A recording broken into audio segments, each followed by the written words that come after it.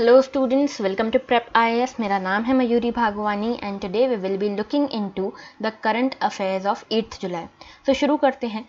पहले टॉपिक्स देख लेते हैं. जीएस पेपर 1 से पॉपुलेशन टॉपिक में से आज हमारे पास चैलेंजिंग नेगेटिव सोशल नॉर्म्स, ये एक एडिटोरियल है जो बेस्ड है किस तरह से हमारी पॉपुलेशन स्टेबलाइज हो रही है और किस तरह से हमारे पास डेमोग्राफिक डिविडेंड है, पर हम इसे किस तरह से यूज़ कर सकते हैं, क्या चैलेंजेस है हमें इस डेमोग्राफी को एक डिविडेंड में कन्वर्ट करने के लिए, इन सब को डिस्कस करेंगे इस इशू में.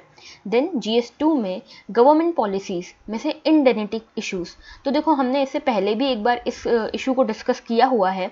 ये वापस से न्यूज़ में था क्योंकि फाइज़र, मॉडर्ना जैसी जो नई वैक्सीनेशन की कंपनीज़ है वो सब इंडिया में आना चाहती हैं, लेकिन उनके लिए ये एक चैलेंज है क्योंकि इंडिया ने अभी तक इंडेनिटी क्लॉज साइन नहीं किया है उनके साथ. तो ये इंडेनिटी क्लॉज क्या है इसको समझेंगे. पॉलिटी में से सेंट्रल इंफॉर्मेशन कमीशन, इसके बारे में देखेंगे. एंड देन रिक्यूजल ऑफ जजेस के बारे में देखेंगे. ये रिक्यूजल ऑफ जजेस बहुत इंपॉर्टेंट टॉपिक है प्रीलिम्स और मेंस दोनों के लिए. देन सोशल जस्टिस में long road for migrant workers. तो ये एक एडिटोरियल है द हिंदू का जिसमें माइग्रेंट वर्कर्स के सामने क्या क्या चुनौतियां हैं और क्या क्या उनके लिए सुप्रीम कोर्ट और गवर्नमेंट ने काम किया है और क्या काम करना बाकी है, क्या वे फॉरवर्ड हो सकता है, इसको देखेंगे. GS3 में इकोनॉमी में से बैंक्स GNPA यानी कि ग्रॉस नॉन परफॉर्मिंग असेट. तो ये ग्रॉस नॉन परफॉर्मिंग असेट क्या है, नॉन परफॉर्मिंग असेट्स के क्या टाइप्स होते हैं, क्या कैटेगराइजेशन होता है, क्या इश्यूज हो सकते हैं इससे रिलेटेड, ये सब कुछ देखेंगे इसमें. GS4 में we have nothing for today. ठीक है, आगे बढ़ते हैं. Today's pinch of positivity, believe that great things are on their way. आपको अपनी पूरी प्रिपरेशंस में and over the life also you have to be optimistic. जब आप अच्छा सोचेंगे, जब अच्छा बिलीव करेंगे, तभी आप उसे अचीव कर पाएंगे. तो सबसे पहले आपकी आंखों के सामने आपका सपना रियलाइज होते हुए आपको दिखना चाहिए, तो ही आप उसे एक्चुअल में रियलाइज करने के लिए मोटिवेटेड रहेंगे. ठीक है, आगे बढ़ते हैं. नेक्स्ट आज का हमारा पहला टॉपिक है चैलेंजिंग नेगेटिव सोशल नॉर्म्स. इस इशू में मेनली बात की गई है कि पॉपुलेशन जो है अब वो हमारे फेवर में हो रही है, स्टेबलाइज हो रही है, लेकिन फिर भी नेगेटिव सोशल नॉर्म्स जो प्रिवेल करते हैं इंडियन सोसाइटी में वो कहीं ना कहीं इंडिया को पीछे खींच रहे हैं. ठीक है, तो देखो हमारी जो डेमोग्राफी है वो एक स्वीट स्पॉट पे पहुंच गई है और ये कहा जा रहा है वर्ल्ड पॉपुलेशन डे के उपलक्ष्य में. ठीक है, तो सबसे पहले जो डेमोग्राफी है, डेमोग्राफी का मतलब क्या होता है, पॉपुलेशन, किस तरह से पॉपुलेशन का स्ट्रक्चर चेंज हो रहा है, ये सब चीज़ें डेमोग्राफी में आती हैं. अब जो पॉपुलेशन है हमारे यहाँ वो इंक्रीज हो रही है. ठीक है, तो ये हमारी डेमोग्राफी को शो करता है.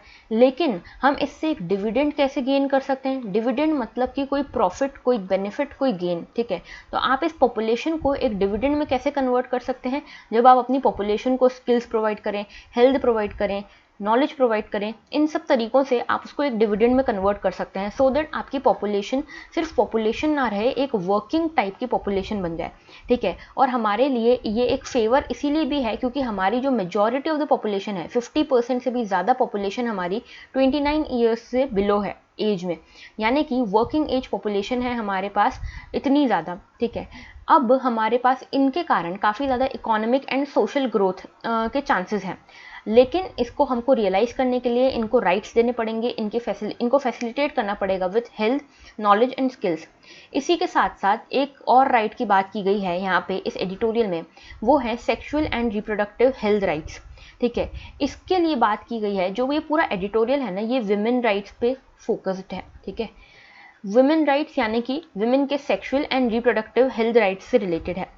एक तरफ तो ऑथर यहाँ पे यूथ की बात करते हैं कि यूथ को हेल्थ, नॉलेज, स्किल्स वाले राइट्स देने चाहिए, लेकिन दूसरी तरफ ये बात करते हैं विमेन की कि विमेन को ये sexual and reproductive health rights देने की बहुत ज़्यादा ज़रूरत है अगर हम इस डिविडेंड को चैनलाइज करना चाहते हैं अपने अकॉर्डिंग. तो यहाँ पे हमारे पास हमने देखा कि हमारे यहाँ पे जेंडर इनइक्वालिटी बहुत ज़्यादा है, जहाँ पे वायलेंस बहुत ज़्यादा देखने को मिलती है, जेंडर बेस्ड वायलेंस, स्टिग्मा बहुत है, डिस्क्रिमिनेशन बहुत है, और बॉडीली ऑटोनॉमी भी लैकिंग है यहाँ पे. मतलब वुमेन अपनी ही बॉडी को लेकर राइट्स उसके पास नहीं है, अपनी ही बॉडी को लेकर वो चॉइसेस नहीं कर सकती. ठीक है, अब यहाँ पे पॉपुलेशन जो है वो हमारी स्टेबलाइज हो रही है. हमारे यहाँ जो टोटल फर्टिलिटी रेट है वो 2.2 देखने को मिला है, जबकि हमारे यहाँ जो रिप्लेसमेंट रेट जब जिसको हम टारगेट कर रहे हैं वो है 2.1। इनफैक्ट कई सारे स्टेट्स में हमने देखा भी था पहले भी, कई सारे स्टेट्स में ये जो रिप्लेसमेंट रेट है यहाँ तक हम अचीव कर चुके हैं, और कई जगह तो ऐसा भी है कि जो टोटल फर्टिलिटी रेट है वो इस रिप्लेसमेंट रेट से भी कम है, जैसे कि 1.9 है सिक्किम और लक्षद्वीप जैसे एरियाज़ में। अब यहाँ पे जो पॉपुलेशन हमारी स्टेबलाइज कर रही है वो ऐसा नहीं है कि एकदम पॉपुलेशन स्टेबलाइज हो जाएगी और नॉर्मल उससे ज़्यादा ना बढ़ेगी ना घटेगी, ऐसा नहीं हो सकता। यहाँ पे हमारी जो पॉपुलेशन है वो जंबो जेट के फॉर्म में स्टेबलाइज हो रही है, यानी कि धीरे धीरे स्लो हो रही है उसकी स्पीड बढ़ने की, और एक टाइम के बाद ये नॉर्मलाइज हो जाएगी, स्टेबलाइज हो जाएगी, ऐसा कह रहे हैं ऑथर यहाँ पे। अब यहाँ पे हमको इस पॉपुलेशन को स्टेबलाइज करने प्लस इसको एक डिविडेंड के फॉर्म में गेन करने के लिए हमें कुछ सोशल नॉर्म्स के चैलेंज को यहाँ पे टैकल करना पड़ेगा। कुछ सोशल नॉर्म्स हैं जो हमारे आड़े आ रहे हैं इस डिविडेंड को रियलाइज़ करने में। वो नॉर्म्स क्या हैं? सबसे पहली चीज़ तो विमेन राइट्स की इन्होंने बात की है। विमेन के पास अपनी ही बॉडी को लेकर राइट्स नहीं है, रिप्रोडक्टिव राइट्स नहीं है, ठीक है। फैमिली साइज़ को लेकर यहाँ पे राइट्स नहीं है, फैमिली साइज़ उनसे पूछ कर नहीं बनाई जाती। जैसे कई सारे रूरल एरियाज़ में आज भी विमेन का जो स्टेक है, विमेन का जो डिसीजन है वो मायने ही नहीं रखता, ठीक है, कि कितने बच्चे होने चाहिए, फैमिली साइज़ क्या होनी चाहिए, अबॉर्शन से रिलेटेड क्या राइट्स होने चाहिए, इन सबसे कोई लेना देना ही नहीं होता है विमेन का, जो खुद उनको रियलाइज़ करने वाली होती है। यहाँ पे एक चीज़ और कही गई है कि अगर गवर्नमेंट ये सोचे कि हम 1 चाइल्ड पॉलिसी 2 चाइल्ड पॉलिसी लगा दें तो वो भी यहाँ पे कोई प्रॉपर सॉल्यूशन नहीं होगा, क्योंकि बहुत बार देखा गया है, चाइना के केस में भी हमने देखा कि ऐसे जो नॉर्म्स होते हैं ये बहुत कम वर्क करते हैं और लॉन्ग टर्म में इनफैक्ट इनसे नुकसान ज़्यादा होता है। तो ये कोई सॉल्यूशन नहीं हुआ। फैमिली साइज़ को चूज़ करने का राइट एक तो वुमेन के पास होना चाहिए, लेकिन इसके लिए हमको सोशल नॉर्म्स को बदलने की ज़रूरत है। देन दूसरी बात, इंस्टीट्यूशनल डिलीवरीज़ को बढ़ाने की ज़रूरत है। आज भी रूरल एरियाज़ में देखा जाता है कि इंस्टीट्यूशनल डिलीवरीज़ नहीं होती, हालांकि अब ये बढ़ने लगा है। इंस्टीट्यूशनल डिलीवरीज़ का जो तरीका है, तौर है, वो बढ़ने लगा है। हेल्थ केयर सिस्टम में वीकनेसेस देखने को मिली कोविड के टाइम पे, स्पेशली हमने देखा कि हमारा हेल्थ केयर सिस्टम तैयार ही नहीं है, लेकिन यहाँ पे भी हमें प्रायोरिटाइज़ करने की ज़रूरत है। स्पेशली जो मैटरनल हेल्थ है उसको प्रायोरिटाइज़ करने की ज़रूरत है। अब यहाँ पे कुछ डाटा भी इन्होंने दिया है कि ऐसा नहीं है कि सारे खामियां ही हैं, हमारे जो स्ट्रक्चर है हेल्थ स्ट्रक्चर में उसमें कुछ बेनिफिट्स भी हमने देखे हैं, कुछ इम्प्रूवमेंट्स भी देखे हैं। जैसे सैम्पल सर्वे ये कहता है कि इनिशियली जो मैटरनल मोर्टेलिटी रेट था हमारे यहाँ पे 2000 के आसपास, ये 327 हुआ करता था, जो कि अब यानी कि 2016 टू 18 में ये जो मैटरनल मोर्टेलिटी रेट है ये हो गया है 113। अब मैटरनल मोर्टेलिटी रेट क्या होता है, आई होप आपको पता होगा। इसका मतलब है ड्यूरिंग द बर्थ अगर किसी मदर की डेथ हो जाती है, that is known as maternal mortality rate. ये 1 लाख लाइव बर्ड्स पे काउंट किया जाता है, ठीक है। तो इनिशियली ये 327 था, अब 113 हुआ है। और NFHS यानी कि नेशनल फैमिली हेल्थ सर्वे भी ये कहता है कि जो विमेन के राइट्स हैं रिगार्डिंग रिप्रोडक्टिव राइट्स, इसमें कॉन्ट्रासेप्टिव्स का एक्सेस उनके पास बढ़ा है, इंस्टीट्यूशनल डिलीवरीज भी बढ़ी हैं। एक केस में ये बताते हैं कि गवर्नमेंट ने कई सारे इन्वेस्टमेंट किए हैं इस सोशल कॉज के लिए, जैसे कि बेटी बचाओ बेटी पढ़ाओ, ठीक है। तो यहाँ पे ऑथर कहते हैं कि सोशल कॉज में इन्वेस्टमेंट करना इज़ मोर इम्पॉर्टेंट देन किसी इकोनॉमिक कॉज के लिए। और इसमें इकोनॉमिक कॉज, जो इकोनॉमिक प्रोग्रेस के लिए अगर आप कोई इन्वेस्टमेंट करेंगे उससे ज़्यादा गेन आपको सोशल कॉज के लिए इन्वेस्टमेंट में मिलेगा, क्योंकि यहाँ पे एक रिपल इफेक्ट होता है। ये रिपल इफेक्ट कैसे होता है ये भी मैं आपको बताऊँगी। हमारा SDG गोल भी है इकोनॉमिक जेंडर इक्वालिटी के लिए, ठीक है, जेंडर इक्वालिटी को रियलाइज़ करने के लिए। और इस जेंडर इक्वालिटी को रियलाइज़ करके ही हम बाकी सारे SDG गोल्स को अचीव कर सकते हैं। आप कोई भी SDG गोल देखिए, सारे एक दूसरे से लिंक्ड है, ठीक है। लेकिन यहाँ पे क्या चैलेंजेस हैं हमारे पास, क्या चैलेंजेस हमको फेस करने पड़ेंगे? पहली तो है अर्ली एंड अनवांटेड प्रेगनेंसीज। कई सारे केसेस में ऐसा देखा गया है कि 2 मिलियन वुमेन हैं इंडिया में, 2 मिलियन गर्ल्स हैं जिनकी जो प्रेगनेंसीज हैं वो लगभग 15 टू 19 ईयर्स एज के बीच में ही हो गई थी। और ये इसमें से लगभग 60% से भी ज़्यादा प्रेगनेंसीज ऐसी थी जो अनवांटेड थी, ठीक है। और इसका कारण था इनएडिक्वेट इन्फॉर्मेशन ही नहीं है regarding family planning rural areas में विमेन को। और विमेन के पास जो sexual and reproductive health rights हैं वो ही नहीं है, उनके पास कॉन्ट्रासेप्टिव्स का एक्सेस ही नहीं है, ठीक है। तो ये सारे इश्यूज़ हैं। दूसरी चीज़ है अर्ली मैरिजेस। बहुत सारी जगह पे ऐसा देखने को मिला कि लगभग 25% से भी ज़्यादा जो मैरिजेस आज भी देखने को मिली वो 18 ईयर्स से पहले की मैरिजेस हैं। और इसके कारण क्या होता है कि अर्ली प्रेगनेंसीज भी हो जाती हैं, फर्स्ट ईयर ऑफ मैरिज में ही प्रेगनेंसी हो जाती है। इसके अलावा जेंडर वायलेंस होता है, ठीक है, जेंडर डिस्क्रिमिनेशन होता है। और इसके कारण ग्लोबल जेंडर गैप इंडेक्स जो वर्ल्ड इकोनॉमिक फोरम ये रिपोर्ट लाती है, इंडेक्स लाती है, इसमें भी देखा गया कि इंडिया कई प्लेसेस नीचे आ गया। इनफैक्ट अगर साउथ एशिया की बात करें तो इंडिया थर्ड वर्स्ट परफॉर्मर है ग्लोबल जेंडर गैप इंडेक्स में, यानी हमारे यहाँ जेंडर गैप बहुत ज़्यादा बड़ी है। इसको कर्व करने के लिए हमें पॉलिसी प्रायोरिटीज़ को डिसाइड करना पड़ेगा अपनी, कि हमें किस तरफ ज़्यादा ध्यान देना है। हमें यहाँ पे यूथ और विमेन की तरफ ज़्यादा ध्यान देने की ज़रूरत है, और इसके लिए हमें सोशल नॉर्म्स के ऊपर ध्यान देने की ज़रूरत है। जो बिहेवियरल चेंज है ना, उसको लाने के लिए ज़रूरत है, और यहाँ पे उसी तरह से पॉलिसीज़ को डेवलप करने की ज़रूरत है। यहाँ पे हमें एजुकेशन का एक्सेस देना पड़ेगा, स्किल्स का एक्सेस देना पड़ेगा, इन्फॉर्मेशन एंड सर्विसेज को, हेल्दी चॉइसेस को हमें प्रायोरिटी देनी पड़ेगी, और सेक्शुअल एंड रिप्रोडक्टिव हेल्थ को यहाँ पे हमें ज़्यादा प्रायोरिटी देनी पड़ेगी विद रिस्पेक्ट टू वुमेन। तो ये सारे इश्यूज़ को हम यहाँ पे एम्प्लॉयमेंट इसी से जनरेट कर पाएंगे, इसी से हम डेमोग्राफी को एक डिविडेंड के फॉर्म में रियलाइज़ कर पाएंगे। और एक चीज़ ये बोलते हैं, यहाँ पे एक रिपल इफेक्ट आपको देखने को मिलेगा। अगर आप अपने जो भी विमेन हैं, यूथ हैं, उनको एजुकेट करते हैं, उनको स्किल्स प्रोवाइड करते हैं, और उनको अपने राइट्स देते हैं, सेक्शुअल एंड हेल्थ के से रिलेटेड राइट्स देते हैं, तो आपको देखने को मिलेगा कि जो फैमिलीज़ हैं वो भी हेल्दियर होंगी, और ज़्यादा प्रोग्रेस देखने को मिलेगी इन सोसाइटी ओवरऑल। इनकम के लेवल पे देख लीजिए, एजुकेशन के लेवल पे देख लीजिए, हेल्थ के उसमें देख लीजिए, या सेफ्टी में, किसी भी में आप देख लीजिए। आप अगर इस पे प्रायोरिटाइज करते हैं यूथ एंड वेमेन पे, तो आपको रिपल इफेक्ट्स पूरी सोसाइटी को देखने को मिलेंगे। ये कह रहा है ये पूरा एडिटोरियल। तो पॉपुलेशन से लिंक करके विमेन राइट्स की इन्होंने बात की। ठीक है, आगे बढ़ते हैं नेक्स्ट इशू की तरफ। Indemnity issues hold US vaccine donation. तो देखो, हमको पता है यूएसए ने ये वादा किया था कि हम 80 मिलियन वैक्सीन्स को जो डेवलपिंग कंट्रीज हैं उनको देंगे। ठीक है, अब इसमें से कुछ शेयर इंडिया में भी आना था। इंडिया में आने के लिए यहाँ पे जो वैक्सीन है, जैसे Pfizer, Moderna, Johnson and Johnson की वैक्सीन है, इन सब वैक्सीन्स को एक वेवर चाहिए। ये वेवर है लाइबिलिटी क्लॉज से वेवर। ठीक है, अब इंडेनिटी क्लॉज चाहते हैं, ये जो जितनी भी वैक्सीन है ना, फाइजर, मॉडर्ना, ये सब चाहते हैं कि हमें इंडेनिटी क्लॉज दिया जाए तो ही हम इंडिया में एंट्री लेंगे। अब ये इंडेनिटी क्लॉज अभी तक गवर्नमेंट ने नहीं दिया, जिसके कारण यूएस से हेल्प नहीं आ पा रही है इंडिया में, और यूएस से कई सारे दूसरे पाकिस्तान, बांग्लादेश जैसे देशों में जो हेल्प है वो जा चुकी है। ठीक है, अब ये इंडेनिटी क्लॉज क्या है, पहले इसको समझते हैं। देखो, लीगल टर्म्स में बात करें, लीगल टर्म्स के पहले मैं आपको एक जनरल बता देती हूँ कि क्या इसका मतलब है। इंडेनिटी क्लॉज का मतलब क्या है।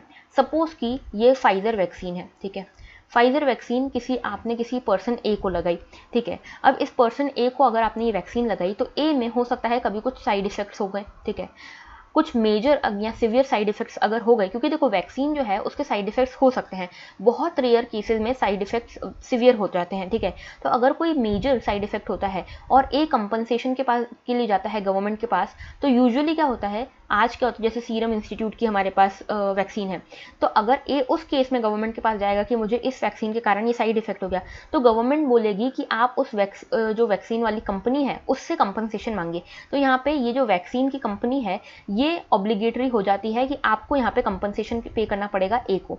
ये लाइबिलिटी क्लॉज है। ठीक है, और फाइजर चाहता है, फाइजर जैसी कंपनी चाहती है कि हमें इस लाइबिलिटी क्लॉज में से मुक्ति चाहिए, हमें यहाँ पे इंडेनिटी क्लॉज चाहिए।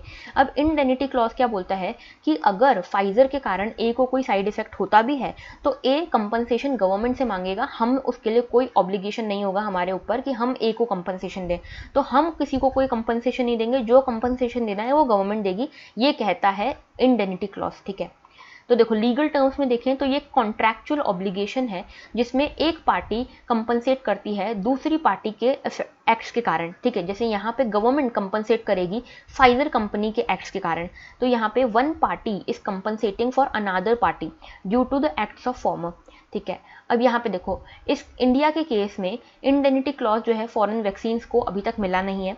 गवर्नमेंट जो है वो इस डिलेमा में भी है कि अगर हमने फाइजर या मॉडर्ना को ये इंडेनिटी क्लॉज अप्रूव कर दिया, तो हमारे यहाँ की जो वैक्सीन है, जैसे कोविशील्ड है, कोवैक्सीन है, जो सीरम इंस्टीट्यूट है, ठीक है, एक्स्ट्राजेनेका है, ये सब भी बोलेंगे कि हमको भी इंडेनिटी क्लॉज दो, तो गवर्नमेंट एक्सचेकर के ऊपर बहुत ज़्यादा बर्डन बढ़ जाएगा। और अगर गवर्नमेंट इसको हाँ कर देती है कि हाँ चलो हम आपको इंडेनिटी क्लॉज देंगे, तो उस केस में गवर्नमेंट यहाँ पे लायबल हो जाएगी to compensate to any citizen who claims to have side effect after taking the vaccine jab. कोई भी वैक्सीन जैब लेने के बाद अगर साइड इफेक्ट होता है तो जो भी पर्सन, जो भी सिटीजन कंपनसेशन मांगेगा वो लायबिलिटी गवर्नमेंट की होगी कि गवर्नमेंट को उसको ये कंपनसेशन पे करना पड़ेगा। ठीक है, तो ये पूरा इशू था। इसमें एक चीज़ और मैं आपको बता दूं कि सिर्फ यूएस जो वैक्सीन भेजने वाली है उसके ऊपर यहाँ पे स्टॉप नहीं लगा है, वो यहाँ पे आ नहीं पा रही है, ऐसा नहीं है। इसके साथ साथ हमारी जो दूसरी वैक्सीन है, जैसे हमारे यहाँ मॉडर्ना को भी यहाँ पे अप्रूवल मिल गया है। ठीक है, तो मॉडर्ना को भी इमरजेंसी यूज ऑथराइजेशन इंडिया में मिल गया है, वो भी यहाँ पे इंडिया में आ नहीं पा रही बिकॉज ऑफ दिस इंडेनिटी क्लॉज जो अभी तक इंडिया ने नहीं दिया है दूसरी वैक्सीन को, किसी भी वैक्सीन को। एक चीज़ और मैं बता दूं, ये क्योंकि एक कॉन्ट्रैक्चुअल ऑब्लिगेशन है, तो ये इंडियन कॉन्ट्रैक्ट एक्ट जो है 1872 का, उसके सेक्शन 124 में इसका प्रोविजन है। ठीक है, याद रखना सेक्शन 124 में इसका प्रोविजन है। ठीक है, चलो आगे बढ़ते हैं। अब इसका एक क्वेश्चन है, mark the correct statement regarding indemnity clause. तो लीगल टर्म्स में it means a contractual obligation of one party to compensate another party due to the acts of former. ये सही स्टेटमेंट है, एक पार्टी दूसरी पार्टी के acts के लिए यहाँ पे कर रही है। Section 148 of Indian contract act define act, तो ये गलत है। सेक्शन 148 नहीं, सेक्शन 124 है इंडियन कॉन्ट्रैक्ट एक्ट का, ये 1872 का एक्ट है, ये इसको डिफाइन करता है। तो यहाँ पे only one would be the correct option. अच्छा, आप मुझे ये कमेंट सेक्शन में बताइएगा, सेक्शन 124 ऑफ आईपीसी भी बहुत फेमस है, तो ये सेक्शन 124 ऑफ आईपीसी क्या कहता है, ये आप मुझे कॉमेंट सेक्शन में बताएंगे। ठीक है, चलो आगे बढ़ते हैं नेक्स्ट टॉपिक की तरफ। यह है हमारा सेंट्रल इंफॉर्मेशन कमीशन। तो देखो, सुप्रीम कोर्ट ने बोला गवर्नमेंट को कि जो सेंट्रल इंफॉर्मेशन कमीशन है उसके कई सारी जो वैकेंसीज हैं उस पर रिक्रूटमेंट अपॉइंटमेंट अभी भी पेंडिंग है। तो आप किस तरह से इसका रिक्रूटमेंट कर रहे हैं, किस तरह से इसका अपॉइंटमेंट कर रहे हैं, क्योंकि पेंडेंसी बहुत ज़्यादा हो गई है। लगभग 36,000 केसेस जो हैं वो सीआईसी के पास पेंडिंग पड़े हैं। तो ये चीज़ सुप्रीम कोर्ट ने कही है गवर्नमेंट को, तो यहाँ पे हमारे लिए सीआईसी यानी कि सेंट्रल इंफॉर्मेशन कमीशन बहुत इंपॉर्टेंट हो जाता है। अब सेंट्रल इंफॉर्मेशन कमीशन और स्टेट इंफॉर्मेशन कमीशन ये दोनों ही स्टैट्यूटरी बॉडीज हैं। याद रखना, स्टैट्यूटरी बॉडीज हैं, कॉन्स्टिट्यूशनल बॉडीज नहीं है। स्टैट्यूटरी बॉडीज क्यों हैं? क्योंकि ये पार्लियामेंट के एक लॉ से बनी है। कौन से लॉ से? RTI act, right to information act of 2005, इस एक्ट से इन दोनों कमीशंस को बनाया गया है।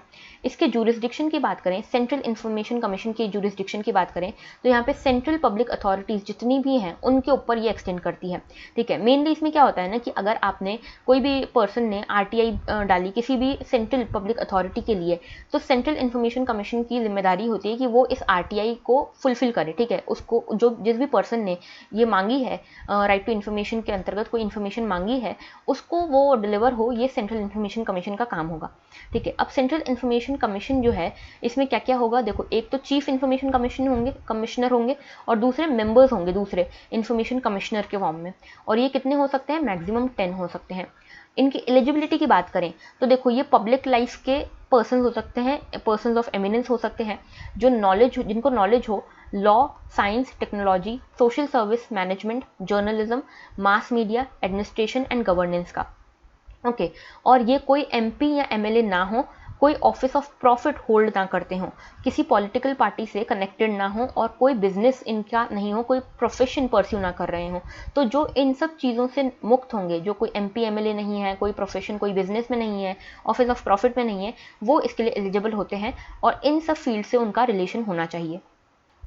अपॉइंटमेंट की बात करें तो देखो, अपॉइंटमेंट कौन करता है? एक कमेटी इनका अपॉइंटमेंट करती है। 3 मेंबर्स की ये कमेटी होती है। पहले तो प्राइम मिनिस्टर होते हैं, ये चेयरपर्सन होते हैं इस कमेटी के, फिर लीडर ऑफ अपोजिशन होते हैं लोकसभा के, और एक यूनियन कैबिनेट मिनिस्टर। ये प्राइम मिनिस्टर अपॉइंट करते हैं कि कौन सा कैबिनेट मिनिस्टर इस कमेटी का पार्ट होगा। तो 3 मेंबर्स हैं, कौन कौन से? Prime minister, leader of opposition and cabinet minister.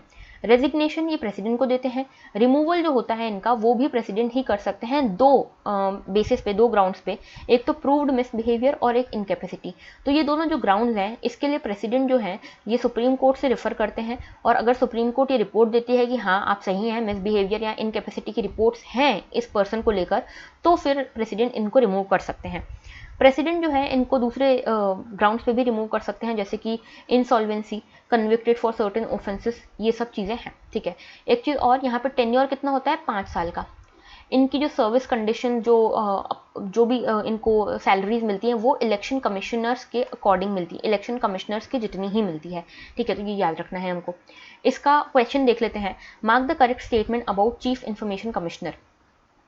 Information commissioner shell hold the office for a term of 5 years, तो 5 साल के लिए ये होल्ड करते हैं अपने ऑफिस को, from the date of on which he enters upon his office, तो जिस भी डेट को ये एंटर करेंगे तब से लेके 5 साल तक ये अपना टेन्योर होल्ड करेंगे, और ये एलिजिबल नहीं है रीअपॉइंटमेंट के लिए।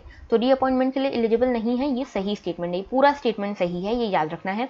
सैलरीज एंड अलाउंसेस जो होते हैं वो इलेक्शन कमिश्नर के जितने ही होते हैं इनके, ये भी सही स्टेटमेंट है।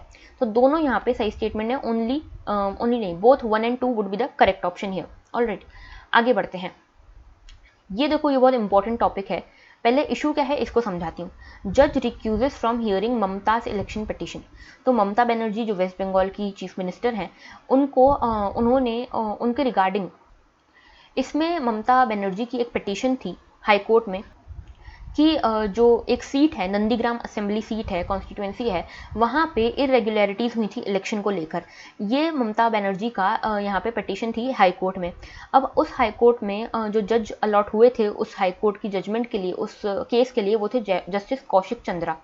अब इनको लेना था ये केस, ठीक है, लेकिन ममता बनर्जी ने इनको कहा कि आप इस जजमेंट से, आप इस केस से रिक्यूज़ कीजिए क्योंकि आपके लिंक्स हैं बीजेपी के साथ, तो आप बायस्ड डिसीजन देंगे, ये ममता बनर्जी ने उनको कहा। तो हालांकि जो जज हैं उनका डिस्क्रिशन होता है, कोई उनको कह नहीं सकता, उनका डिस्क्रिशन होता है कि उन्हें उस केस से रिक्यूज़ करना है कि नहीं।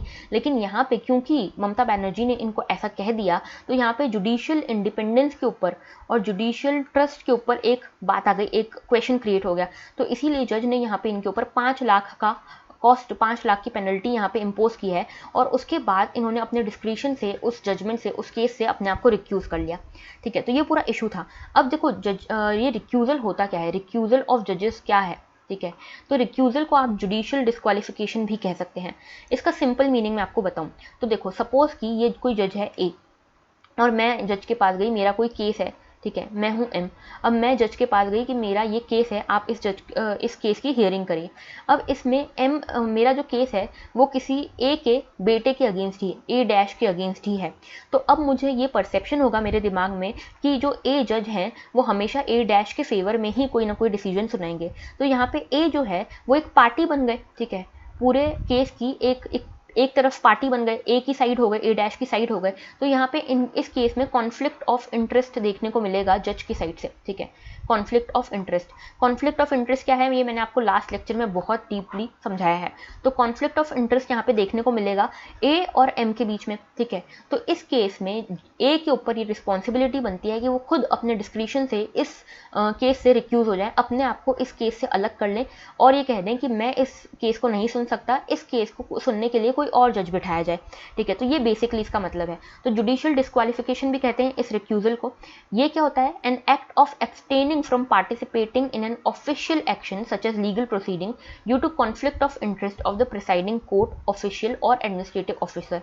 तो अगर ऐसा कोई एक्ट होता है, ऐसा कोई एक्ट जहाँ पे जज जो है वो अपने आप को एब्सटेन कर दें किसी ऑफिशियल एक्शन या प्रोसीडिंग में पार्टिसिपेट करने से, अगर कॉन्फ्लिक्ट ऑफ इंटरेस्ट का केस बनता है, या फिर उनको लगता है कि जो पार्टी इन्वॉल्व है उसके दिमाग में ये परसेप्शन होगा कि मैं बायस्ड हो सकता हूँ क्योंकि मेरे ही रिलेटेड या मुझसे ही लिंक्ड कोई पर्सन दूसरी पार्टी है यहाँ पे, तो उस केस में ए अपने ही डिस्क्रिशन पे बेस्ड, यानी कि जो जज हैं, जो भी ऑफिसर हैं, वो अपने ही डिस्क्रिशन पे बेस्ड यहाँ पे रिक्यूजल ले सकते हैं। और अगर वो ऐसा करते हैं तो जो केस है वो पूरा वापस से चीफ जस्टिस के पास जाता है, और चीफ जस्टिस फिर उसको एक नई बेंच, नया जज अलॉट करते हैं उस केस को, ठीक है। इससे रिलेटेड कोई डेफिनेट रूल्स नहीं है हमारे लॉज में, ठीक है, कोई डेफिनेट रूल्स नहीं है। इसके कारण कई बार देखने को मिलता है कि इसके इंटरप्रिटेशन अलग अलग हो सकते हैं, जजेस इसको अलग अलग तरीके से इंटरप्रेट करते हैं, और ये जो प्रैक्टिस है ये आती है from the due process of law, okay, कि कोई भी जज अपना खुद का केस नहीं सुन सकता, ठीक है। ऑब्वियसली बात है, जैसे ए यहाँ पे था तो ए डैश अगर उनके खुद के बेटे हैं, अगर उसका केस सुनेंगे वो तो ए डैश के फेवर में ही अपना जजमेंट देंगे। ऐसा जनरल परसेप्शन होता है, हर कोई ऐसा नहीं होता, ऐसा एक जनरल परसेप्शन होता है। तो क्योंकि यहाँ पे जनता का ट्रस्ट इंश्योर करने के लिए एक खुद को ही यहाँ से रिक्यूज कर लेंगे, ठीक है। इसको कहते हैं ड्यू प्रोसेस ऑफ लॉ को फॉलो करना, ठीक है, क्योंकि यहाँ पे जज खुद एक पार्टी नहीं हो सकते। ये पूरा इशू है रिक्यूजल ऑफ जजेस का, ठीक है। अब देखो, रिक्यूजल ऑफ जजेस का एक तो बेनिफिट ये है कि चलो कॉन्फ्लिक्ट ऑफ इंटरेस्ट यहाँ पे खत्म हो जाता है, इसकी chances, due process of law यहाँ पे फॉलो हो जाता है। लेकिन यहाँ पे कुछ नेगेटिव्स भी हैं इसके, जैसे कि डिले देखने को मिलता है कई बार यहाँ पे। दूसरी चीज़, क्योंकि देखो ऐसे जजेस के बीच में ट्रांसफर होते रहेंगे केस, तो डिले देखने को मिलेगा प्रोसीडिंग में। दूसरी चीज़, इससे जुडिशियल इंडिपेंडेंस कब होती है, क्योंकि कई बार लोग इसको अपने फ़ायदे के लिए यूज़ करते हैं कि उनको जब अपने फेवर की कोई जज बेंच चाहिए होती है तो उसके लिए वो यूज़ करते हैं इसको। तो इस तरह के कुछ नेगेटिव्स भी यहाँ पे इन्वॉल्व हैं, कुछ ड्रॉबैक्स भी हैं इस रिक्यूज़ल के।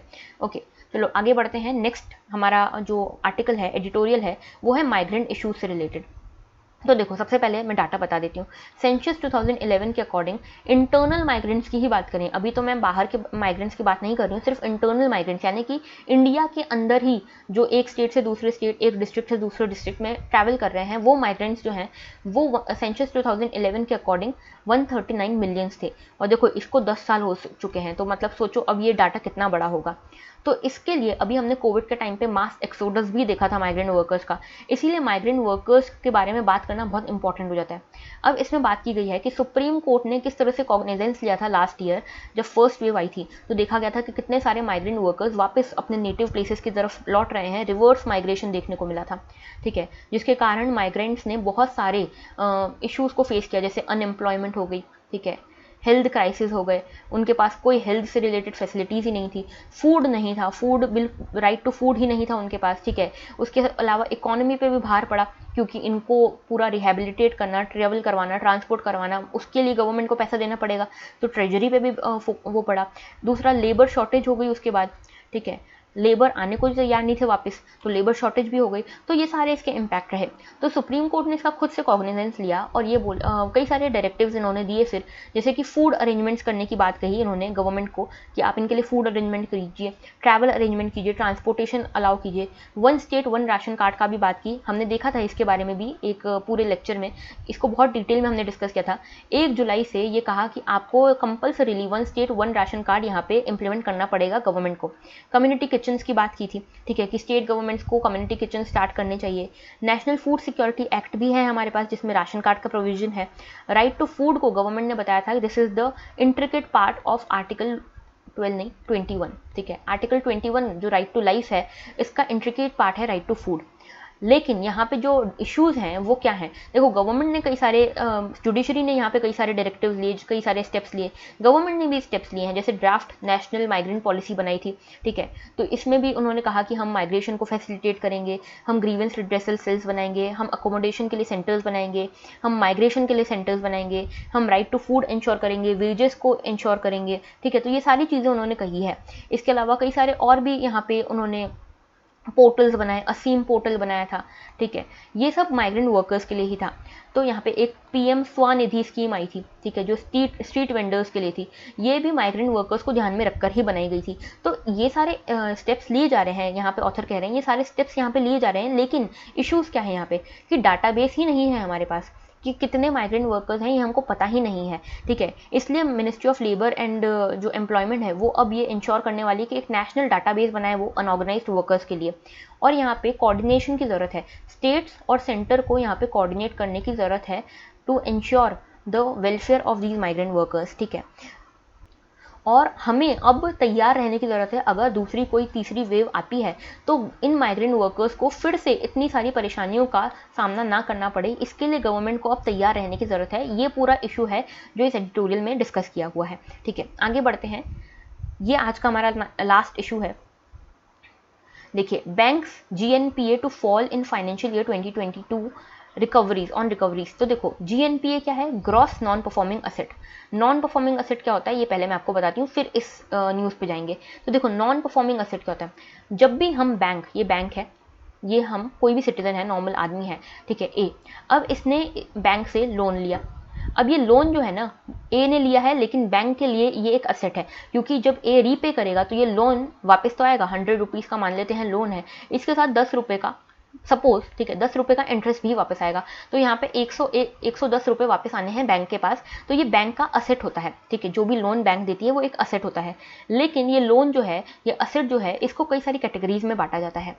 अगर ये प्रिंसिपल अमाउंट, आपने प्रिंसिपल एंड इंटरेस्ट के बारे में अपने स्कूल में पढ़ा होगा कि ये प्रिंसिपल एंड इंटरेस्ट का जो अमाउंट है, अगर वो टाइम पे नहीं होता है तो फिर वो बन जाता है नॉन परफॉर्मिंग असेट। ठीक है, मोस्ट ऑफ द केसेस में ये डेट जो है, ये लोन जो है, नॉन परफॉर्मिंग तब कहा जाता है जब ये 90 डेज का पीरियड क्रॉस कर लेता है। यानी कि 90 डेज के बाद भी अगर प्रिंसिपल या इंटरेस्ट कुछ भी पे नहीं किया जाता है बैंक को वापस, तो उस केस में इसे नॉन परफॉर्मिंग असेट कहा जाता है। ये अलग अलग भी हो सकते हैं। ठीक है, जैसे 90 डेज जो है कमर्शियल लोन्स के लिए है, फिर कंज्यूमर लोन्स के लिए ये 180 डेज है, फिर अगर एग्रीकल्चर लोन है तो वो 2 हार्वेस्ट सीजन्स को मानते हैं। ठीक है, इस दो हार्वेस्ट सीजन के बाद भी अगर ये पे नहीं होता है तो फिर वो उसको एनपीए मानते हैं। अब ग्रॉस एनपीए क्या होता है? देखो, ग्रॉस एनपीए की बात की गई है इस न्यूज़ में। ग्रॉस एनपीए मतलब जितने भी लोन्स को वापस नहीं लौटाया गया है, जितने भी लोन्स पे डिफॉल्ट कर दिया है इंडिविजुअल्स ने, उन सबका सम टोटल, ठीक है, उसको कहेंगे ग्रॉस एनपीए। लेकिन नेट एनपीए क्या होता है? नेट एनपीए मतलब एक तो ग्रॉस एनपीए है, जितने भी लोन्स पे डिफॉल्ट कर दिया है लोगों ने, उसको कहेंगे ग्रॉस एनपीए, माइनस जो प्रोविजनल अमाउंट हमने वापस रियलाइज कर लिया है। ठीक है, तो प्रोविजनल अमाउंट क्या होता है? जैसे कि उसके बैंक अकाउंट में कुछ पैसे थे, वो हमने ले लिए। ठीक है, जैसे कि उन्होंने पहले कुछ पेमेंट्स की होंगी। ठीक है, अब जैसे मान लो 4 इंस्टॉलमेंट है तो 3 पेमेंट्स कर दिए, चौथी पे वो डिफॉल्ट कर गए, तो जो बाकी 3 पेमेंट्स हैं वो हो गए। तो ये सारे माइनस करके जो बचता है ना, वो होगा net NPA, net non performing asset. अब देखो, इसकी कैटेगरीज भी होती हैं। जैसे नॉन परफॉर्मिंग असेट तो हमको समझ में आ गया कि 90 डेज के बाद अगर कोई होता है तो नॉन परफॉर्मिंग असेट बोलते हैं। सब स्टैंडर्ड नॉन परफॉर्मिंग असेट कौन सा होता है? जब 12 महीने से कम का टाइम है उसमें। ठीक है, जैसे 12 महीने से कम टाइम हुआ है नॉन परफॉर्मिंग असेट बने हुए उसको, तो सब स्टैंडर्ड होता है। डाउटफुल कब होता है? जब 12 महीने से ज़्यादा हो गए। और लॉस असेट कब होता है? जब बैंक को ये रियलाइज़ हो गया है कि अब तो पैसे नहीं आने हैं वापस, अब तो ये लॉस हो गया है असेट का हमारे, और इसको हमने राइट ऑफ भी नहीं किया है। राइट ऑफ मतलब बैलेंस शीट से हटाया भी नहीं है, तो ये लॉस्ट असेट हो गया। अब देखो, सब स्टैंडर्ड असेट की सब स्टैंडर्ड एनपीए जो होता है उसको रिकवर करने की एक प्रोबेबिलिटी ज़्यादा रहती है। डाउटफुल असेट को, जो डाउटफुल एनपीए है उसको रिकवर करने की जो प्रोबेबिलिटी होती है उससे कम होती है, और लॉस्ट असेट में तो प्रोबेबिलिटी बचती ही नहीं है कि ये रिकवर हो पाएगा। ठीक है, अब एनपीएस के कुछ इश्यूज भी हैं। एनपीए जो है, इसके होने से क्या होता है, बहुत सारी चीज़ें होती है। देखो, एक विशियस साइकिल बन जाती है। एनपीए हुआ, इसके कारण क्या होगा? बैंक्स के पास पैसा ही नहीं बचेगा कि वो क्या लोन में दे, तो यहाँ पे पैसा ही नहीं बचा। ठीक है, लिक्विडिटी ही नहीं है बैंक के पास कि पैसा हम इंटरेस्ट पे लोगों को कैसे दें, लोन पे कैसे दें। अब क्योंकि वो लोन नहीं दे सकते, तो यहाँ पे इन्वेस्टर्स जो हैं उनके लिए जो इंटरेस्ट रेट हैं वो बढ़ जाएंगे। ठीक है, क्योंकि पैसा कम है लोन देने के लिए, तो इंटरेस्ट बढ़ जाएंगे। तो इन्वेस्टर्स को, जिसको भी यहाँ पे इंफ्रास्ट्रक्चर डेवलप करना है, बिल्डिंग्स बनानी है, कॉलेज खोलना है, होटल खोलना है, इन सब के लिए, इन सबको पैसा लेना पड़ता है ना बैंक से इन्वेस्ट करने के लिए। तो अब क्योंकि ये लोन्स इतने महंगे हो गए, तो इन्वेस्टर्स यहाँ पे अट्रैक्ट ही नहीं होंगे, तो हमारी इकोनॉमी पे असर पड़ेगा। क्योंकि इंटरेस्ट रेट बढ़ गए हैं, तो कंज्यूमर्स भी, जो नॉर्मल आदमी है, हमारे जैसा आम आदमी है, वो भी कोई यहाँ पे लोन्स नहीं ले पाएगा इजीली। ठीक है, तो ये भी एक इशू है। और क्योंकि वो लोन्स नहीं ले पाएगा, तो वो डिमांड क्रिएट नहीं होगी, और डिमांड क्रिएट नहीं होगी तो इकोनॉमी चलेगी कैसे? इसके बाद क्योंकि इकोनॉमी नहीं चल रही, इंडस्ट्रीज नहीं चल रही हैं, तो इंडस्ट्रीज का ग्रोथ रेट कम हो जाएगा, एम्प्लॉयमेंट लेवल कम हो जाएगा। अब सपोज मैंने मान लो लोन ले भी लिया, तो क्योंकि मेरी एम्प्लॉयमेंट इतनी इनसिक्योर है, मेरे जो सैलरी है वो कम हो गई है, तो मैं लोन पे ही नहीं कर पाऊंगी, रिपे ही नहीं कर पाऊंगी, तो मैं भी उस लोन पे डिफॉल्ट कर जाऊंगी, तो वापस एनपीए बढ़ जाएगा बैंक के लिए। तो एक विशियस साइकिल बन जाएगी कि एनपीए से वापस एनपीए क्रिएट हो रहा है। ठीक है, इस तरह से विशियस साइकिल देखने को मिलती है। अब ये न्यूज़ क्या बोल रही है? ये न्यूज़ कह रही है कि एक डोमेस्टिक रेटिंग एजेंसी के अकॉर्डिंग जो लास्ट ईयर फाइनेंशियल 21 में के एंड में एनपीए देखा गया था 7.6%। ऐसा ये इन्होंने एस्टिमेट किया है कि 2022 में ये एनपीए जो है ये सिर्फ 7.1% ही रहेगा। लेकिन आरबीआई का जो फाइनेंशियल स्टेबिलिटी रिपोर्ट थी वो कुछ और कह रही है। उनके अकॉर्डिंग 7.6% था 2021 में ग्रॉस एनपीए, लेकिन अब फाइनेंशियल ईयर 22 तक हमारा ये जो ग्रॉस एनपीए है नहीं 9.8% हो जाएगा। ठीक है, तो बढ़ने की संभावना भी है, कहीं कहीं बोल रहे हैं घटने की संभावना भी है। तो अगर रिकवर कर जाती है इकोनॉमी तो एनपीए घट सकता है। ठीक है, क्योंकि लोगों के पास पैसे आ जाएगा, सैलरी आ जाएगी, तो वो क्यों डिफॉल्ट करेंगे। लेकिन अगर रिकवर नहीं हो पाती हमारी इकोनॉमी, तो लोगों के पास पैसा ही नहीं होगा, तो वो डिफॉल्ट करने के चांसेस उसमें ज़्यादा हैं। ठीक है, तो ये सारा इशू था। ठीक है, इसको हमने डिस्कस कर लिया। I hope this video was helpful. कुछ भी आपको डाउट हो तो कमेंट सेक्शन में आप कमेंट कर सकते हैं। जो मैंने क्वेश्चन पूछा सेक्शन 124 ऑफ आईपीसी, इसका आंसर देना मत भूलिएगा कमेंट सेक्शन में। And thank you for watching.